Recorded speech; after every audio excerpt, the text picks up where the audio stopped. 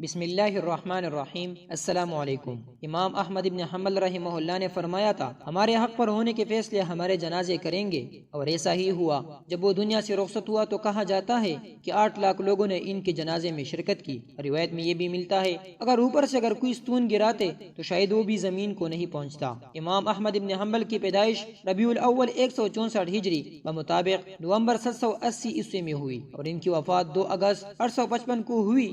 امام صاحب کا جنازہ دنیا کے سب سے بڑے جنازے میں شمار کرتے ہیں، کیونکہ اس وقت بغداد کی آبادی اس دور کی آبادی سے بہت کم تھی، اور یہ بات بھی قابل غور ہے کہ اس دور میں ٹرانسپورٹ کی اتنی سہولت نہیں تھی جو آج کل ہے، تو اس وجہ سے اگر اس کو دنیا کا بڑا جنازہ قرار دیا جائے تو یہ غلط نہیں ہوگا۔ جب بھی کسی مشرک نے سرور کونین حضرت محمد صلی اللہ علیہ وسلم کی شان میں گستاخی کی، وہ اپنے دردناک انجام کو پہنچا۔ ہندو ناشر مہاشر راجپال نے آپ صلی اللہ علیہ وسلم کے بارے میں گستاخانہ کتاب چھاپی۔ یہ منظر عام پر آئی تو مسلمانوں کے دل لرز گئے۔ اس کے خلاف اس صدی میں بڑے بڑے جلسے ہوئے، لیکن اس کو واصل جہنم کرنے کا شرف علمدین کو حاصل ہوا۔ 4 دسمبر 1908 کو علمدین پیدا ہوئے۔ 28 مارچ 1929 عیسوی کو اب کی منگنی ہوئی۔ انہی دن لاہور کے ہر گلی کوچے میں ہندو ناشر راجپال کا نام واجب القتل کے لیے گونج رہا تھا۔ ہر کسی کا دل غمگین تھا۔ متعدد جوانین کو واصل جہنم کرنے کے متلاشی تھے۔ حکومت برطانیہ نے اس کو اس عمل پر 6 ماہ قید سزا سنائی، مگر ہندو انتہا پسند نے نہ صرف اس کو رہا کروایا بلکہ اس کے لیے پولیس تعینات کی گئی۔ علمدین کے اندر بھی چنگاری چل چکی تھی، مگر آپ سے پہلے 2 مسلمان مجاہد غازی عبدالعزیز خان اور لاہور سے غازی خدا بخش نے راجپال پر حملہ کیا، مگر وہ زخمی ہو گئے، اور غازی عبدالعزیز کو 14 سال جبکہ غازی خدا بخش کو 7 سال قید سزا سنائی گئی۔ غازی علمدین نے کباڑ سے چرا لیا اور چل پڑے، اور میو ہسپتال کے نزدیک اس کی دکان پر پہنچے اور چرا اس کے سینے میں پیوست کر دیا۔ راجپال قتل ہو گیا۔ ہر طرف اب یہی گونج رہا تھا۔ 30 اور 31 اکتوبر کی درمیانی شب گویا آخری رات تھی، مگر یہ تو آپ کو ہی معلوم تھا کہ وہ یہاں فانی سے لافانی دنیا میں پہنچ جائیں گے۔ 31 اکتوبر 1929 کی صبح صادق پروان شمع رسالت خالق حقیقی سے جا ملا۔ 10 بجے شہید کے نعش کو چارپائی پر ڈال کر جیل سے باہر لایا گیا۔ پولیس نے لوگوں کو جنازہ نہ پڑھنے دیا، لیکن اس پر مسلمانوں نے شدید احتجاج کیا، اور آخر کار علامہ اقبال کی کوششوں کی وجہ سے آپ کو لاہور کے مشہور قبرستان میانی صاحب میں قبر میں اتارا گیا، اور غازی علمدین شہید کے جنازے میں لاکھوں لوگوں نے شرکت کی۔ مفکر اسلام امام سید ابوالعلا مودودی 1903 کو اورنگ آباد میں پیدا ہوئے۔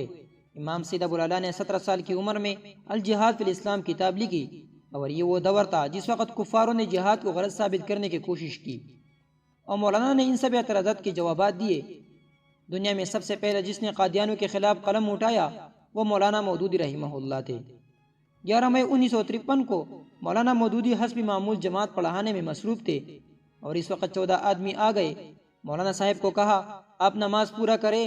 جب نماز پورا ہوا تو سرکاری لوگوں نے کہا آپ کو مسئلہ قادیانی کی کتاب لکھنے کے جرم میں قید کیا جاتا ہے، اور پھر مولانا صاحب کو سزائے موت کی سزا سنائی گئی، لیکن عرب علماء کی جلوسوں کے نتیجے میں سزائے کو عمر قید میں بدل دیا۔ اور اس وقت مولانا نے قرآن کی تفسیر بھی لکھی، جو دنیا میں مشہور تفاسیر میں شمار کیا جاتا ہے، اور پھر 2 سال کی قید کے بعد مولانا صاحب کو رہا کر دیا۔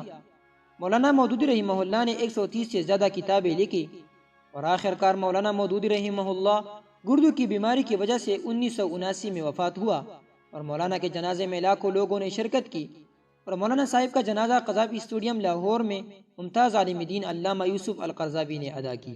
امیر شریعت سید عطا اللہ شاہ بخاری دینی اور سیاسی رہنما، مجلس احرار اسلام کے بانی تھے۔ 1891 کو پٹنہ میں پیدا ہوئے۔ اپنے زمانے کے معروف ترین مقرر تھے، اور لوگوں نے ان کی تقریر سننے کے لیے دور دور سے آتے تھے۔ سیاست میں پنڈت امیر شریعت اور ڈنڈے والا پیر کے نام سے معروف تھے۔ آپ شاعری میں ندیم تخلص کرتے تھے، اور آپ کا مجموعہ کلام سواطع الالہام کے نام سے شائع ہو چکا ہے۔ 21 اگست 1961 کو سید عطا اللہ شاہ بخاری وفات پا گئے، اور ملتان میں اسودہ خاک ہوئے۔ کہا جاتا ہے کہ جنازے میں 3 لاکھ لوگوں نے شرکت کی۔ غازی ممتاز قادری شہید رحمہ اللہ، جس کو سلمان تاثیر کے قتل کی سزا میں پھانسی دی۔ ملک ممتاز حسین قادر اعوان، ولادت 1985 عیسوی، وفات 2016 عیسوی، راولپنڈی، پاکستان کے پنجاب پولیس کی کمانڈنٹ یونٹ ایلیٹ فورس کے ایک سپاہی تھے، جو گورنر پنجاب سلمان تاثیر کے سرکاری محافظوں میں شامل تھے۔ ممتاز قادری نے گورنری کی جانب سے قانونی توحید رسالت پر تنقید کرنے پر اس کو فائرنگ کر کے ہلاک کر دیا تھا۔ 1 مارچ 2016 میں لیاقت باغ میں عاشقان رسول صلی اللہ علیہ وسلم نے ممتاز قادری کے جنازے میں لاکھوں کی تعداد میں شرکت کی۔ حاجی عبدالوہاب پاکستان کی تبلیغ جماعت کے تیسرے امیر تھے۔ 1923 کو ان کی پیدائش دہلی میں ہوئی۔ ابتدائی تعلیم امبالہ کی اسکولوں میں حاصل کی، گریجویشن اسلامیہ کالج لاہور سے کی جہاں مولانا سید ابوالعلا مودودی بھی آپ کی استاد رہے۔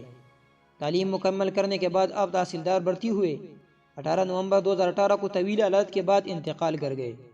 تبلیغی مراکز رائیونڈ اعلامیہ کے مطابق مولانا عبدالوہاب نجی اسپتال میں زیر علاج تھے۔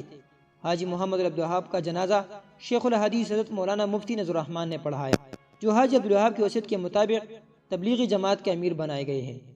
حاجی عبدالوہاب کے جنازے میں ایک محتاط اندازے کے مطابق 12 لاکھ سے زیادہ افراد نے شرکت کی۔ یہ جنازہ پاکستان کی تاریخ کا سب سے بڑا جنازہ تھا۔ مولانا سمیع الحق، پیدائش 18 دسمبر 1937، وفات 2 نومبر 2018 عیسوی، ایک پاکستانی مذہبی اسکالر، عالم اور سیاستدان تھے۔ 2 نومبر 2018 کو راولپنڈی میں ایک قاتلانہ حملے میں شہید ہو گئے۔ وہ نماز عصر کے بعد 2 نومبر 2018 کو اپنے گھر راولپنڈی بحریہ ٹاؤن میں آرام کر رہے تھے۔ ان کا محافظ اور ڈرائیور گھر سے باہر تھے جب ایک آدمی دیوار پر لانگ لگا کر آیا اور پہلے چلی اسے زخمی کیا، پھر گولی مار دی۔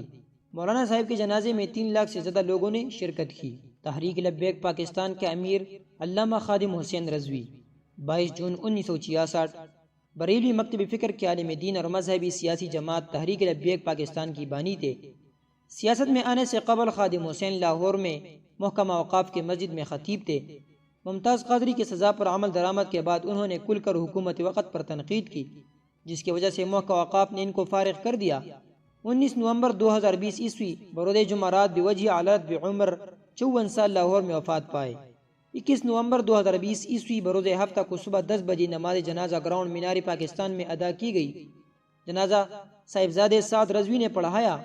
لاہور کے مسجد رحمت اللہ علیہ سے ملحق مدرسہ ابو ذر غفاری میں سپرد خاک ہو گئے۔ ان کے جنازے میں بہت لوگوں نے شرکت کی۔ رپورٹ کے مطابق 50 لاکھ سے زیادہ لوگوں نے شرکت کی۔